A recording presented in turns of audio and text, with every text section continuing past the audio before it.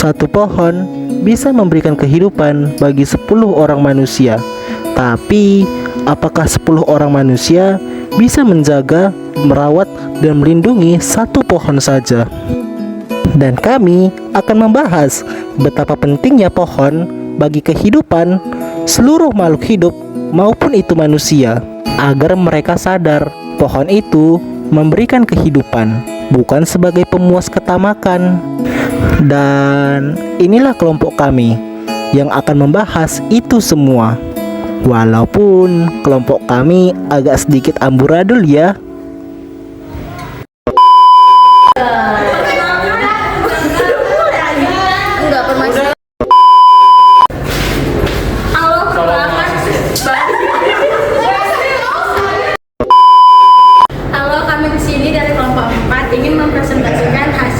Diskusi kami dari kelompok program penanaman pohon setiap tahun. Mbak Satu kan kami berpendapat bahwa program penanaman nanti kan dipotong nanti ya. Kami berpendapat bahwa program penanaman pohon setiap tahun ini tidak selalu efektif dalam mengatasi masalah lingkungan. Memang terlihat baik dan positif, tetapi dalam pelaksanaannya masih banyak kekurangan dan sering keliru dan diabaikan. Oleh karena itu, kami akan menjelaskan beberapa alasan mengapa program ini belum berjalan secara maksimal. Oke? Ladies, silakan ladies. Argumen pertama kami adalah program ini sering tidak berkelanjutan. Banyak kegiatan penanaman pohon hanya dilakukan saat acara tertentu saja, seperti peringatan Hari Lingkungan. Setelah acara selesai, tidak ada tindak lanjut atau perawatan yang dilakukan. Akibatnya, bahan pohon yang mati dalam waktu yang singkat. Hal ini menunjukkan bahwa program ini lebih bersifat formalitas daripada solusi jangka.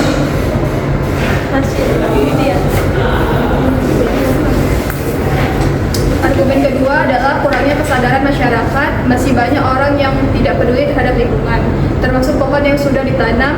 Beberapa orang bahkan menganggap menjaga pohon adalah tanggung jawab pemerintah saja, padahal kebersihan program ini sangat bergantung pada partisipasi masyarakat tanpa kesadaran bersama. Program ini tidak akan berjalan dengan baik. Selanjutnya akan dibacakan oleh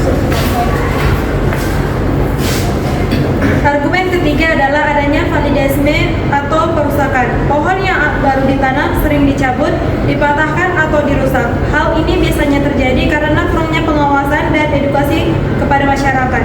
Jika kondisi ini terus terjadi, maka usaha penanaman pohon akan menjadi sia-sia. Dan selanjutnya akan dibacakan oleh Mas. Baik, dalam menjelaskan argumen keempat adalah kurangnya pengetahuan tentang cara merawat pohon. Banyak orang hanya tahu cara menanam, tetapi tidak tahu cara merawat dengan benar. Contohnya penyiram yang berlebihan atau pemilihan jenis pohon yang tidak sesuai. Akibatnya, pohon tidak tumbuh dengan baik, bahkan bisa mati. Ini menunjukkan bahwa edukasi sangat penting dalam program ini. Selanjutnya kami membaca Nabila. Oke, saya akan melanjutkan argumen berikutnya. Adalah keterbatasan lahan dan dana. Di daerah perkotaan, lahan kosong untuk menanam pohon sangatlah terbatas. Selain itu, program ini juga membutuhkan biaya untuk bibit, perawatan, dan tenaga kerja. Tidak semua daerah memiliki anggaran yang cukup untuk menjalankan program ini secara optimal. Dan akan dilanjutkan oleh Lia. Oke, argumen selanjutnya adalah faktor alam. Cuaca yang tidak menentu seperti kemarau panjang, banjir, atau serangan hama dapat merusak pohon. Selain itu, kesalahan dalam memilih jenis pohon juga dapat menyebabkan kegagalan. Hal ini membuat program penanaman pohon tidak selalu berhasil.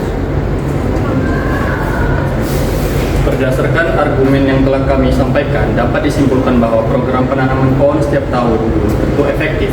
Program ini membutuhkan perencanaan yang matang, perawatan yang berkelanjutan, serta masyarakat yang tinggi yang memiliki kesadaran tinggi.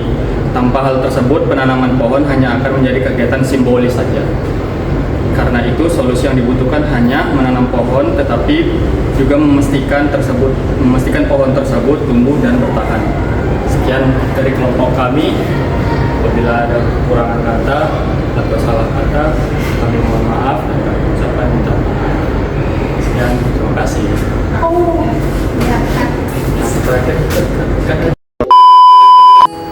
Walaupun dalam video kami agak gimana gitu, intinya sih aku cuma mau nyampein sedikit lah. Jaga pohon seperti kamu menjaga kesehatanmu ya. Karena kalau tanpa pohon, macam mana kita bisa hidup? Hehehe.